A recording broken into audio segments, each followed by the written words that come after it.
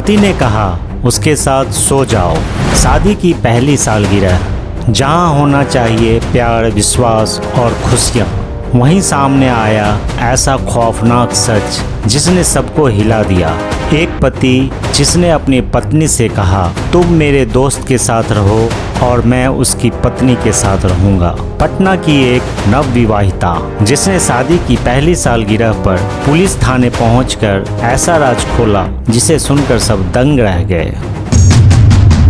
नमस्कार दोस्तों, आप देख रहे हैं क्राइम केस स्टोरी, जहां हर केस एक सबक लेके आता है। हम आपसे बस एक छोटी सी गुजारिश करना चाहते हैं कि इस वीडियो को अंत तक जरूर देखिए, क्योंकि दोस्तों वीडियो के अंत में हम आपसे कुछ जरूरी कानूनी सुझाव और जानकारी भी साझा करेंगे जो ऐसे हालात में आपके और आपके अपनों के लिए एक सुरक्षा कवच साबित हो सकते हैं। आइए जानते हैं पूरी कहानी जिसमें छिपा है एक सबक। बिहार की राजधानी पटना। एक लड़की जिसकी आंखों में सपने थे। नई दुल्हन के रूप में उसने सोचा था कि शादी उसकी ज़िंदगी की सबसे खूबसूरत शुरुआत होगी। शादी की पहली सालगिरह आने तक उसने यही उम्मीद की थी कि उसका रिश्ता सिर्फ प्यार, अपनापन और विश्वास से भरा होगा। शादी की शुरुआती महीने हंसी खुशी से गुजरे। छोटे छोटे सरप्राइज, मीठी मीठी बातें, कभी रूठना कभी मनाना। वो सोचती थी यही है मेरा सच्चा साथी, यही है मेरी दुनिया। लेकिन कहते हैं कभी कभी सपनों की दुनिया के पीछे छिपा अंधेरा बहुत गहरा होता है। शुरुआत छोटी छोटी बातों से हुई, कभी बेवजह गुस्सा, कभी कड़वे शब्द। पत्नी को लगा चलो नया रिश्ता है, समय लगेगा। पर फिर एक रात पति ने जो कहा उसने उसकी पूरी दुनिया हिला दी।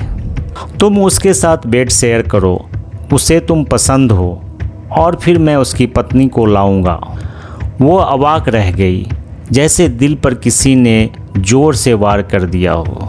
क्या उसने सचमुच सही इंसान चुना था, या वो अनजाने में एक ऐसे खौफनाक जाल में फंस गई थी जिससे निकल पाना मुश्किल था।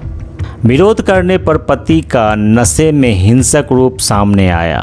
थप्पड़, मारपीट, धमकियां और फिर वही घिनौना शब्द, आजकल यही ट्रेंड है, सब करते हैं, तुम्हें भी करना होगा। पत्नी दुखी थी, लेकिन फिर उसने उम्मीद लगाई कि शायद ससुर मदद करेंगे। लेकिन वहाँ जो हुआ वो तो और भी डरावना था। ससुर ने उल्टे उसे अश्लील इशारे करने शुरू कर दिए। अब उसका अपना ही घर उसके लिए नर्क बन चुका था।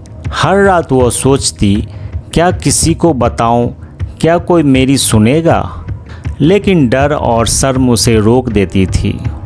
और फिर शादी की पहली सालगिरह पर उसने वो कर दिखाया जिसकी किसी ने उम्मीद भी नहीं की थी। वो सीधे पटना के जक्कनपुर थाने पहुंची और वहां उसने जो खुलासा किया वो सुनकर पुलिस तक हैरान रह गई।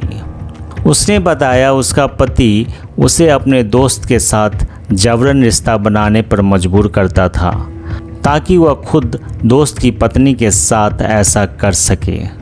विरोध करने पर हिंसा, प्रताड़ना और डरावनी धमकियां मिलती रही।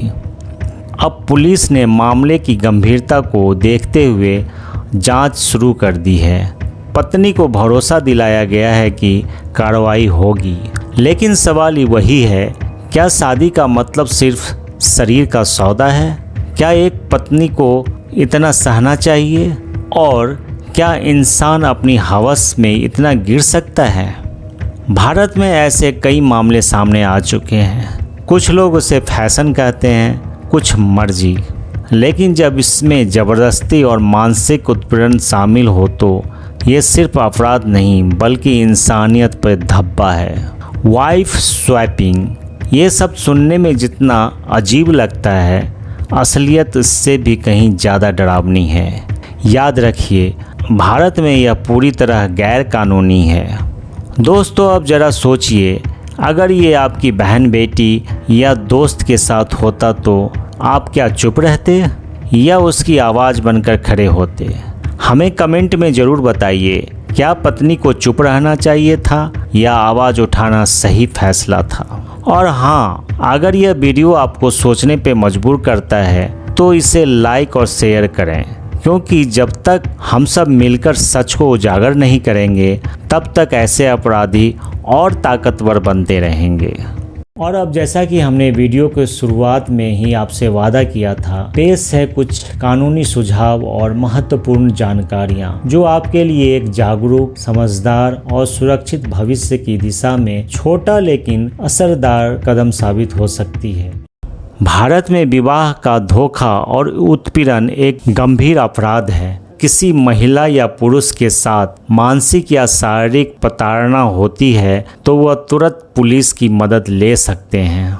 भारतीय दंड संहिता आईपीसी की धारा 498A के तहत पति या ससुराल पक्ष द्वारा उत्पीड़न होने पर कड़ी सजा का प्रावधान है। अगर पति पत्नी के बीच विश्वास टूट जाए और दोनों साथ नहीं रह पाए तो पारिवारिक न्यायालय में तलाक या आपसी सहमति से अलग होने की कानूनी प्रक्रिया मौजूद है। हिंसा या जबरदस्ती के बजाय यह रास्ता सुरक्षित और कानूनी है। महिला हेल्पलाइन नंबर 181 या 112 इमरजेंसी नंबर पर कॉल करके तुरंत मदद ले सकती हैं। ध्यान रहे, किसी भी तरह का एक्सचेंज, रिलेशनशिप या धोखे पर आधारित रिश्ता न सिर्फ सामाजिक रूप से अस्वीकार है बल्कि कानूनी विवाद और गंभीर अपराधों को जन्म दे सकता है।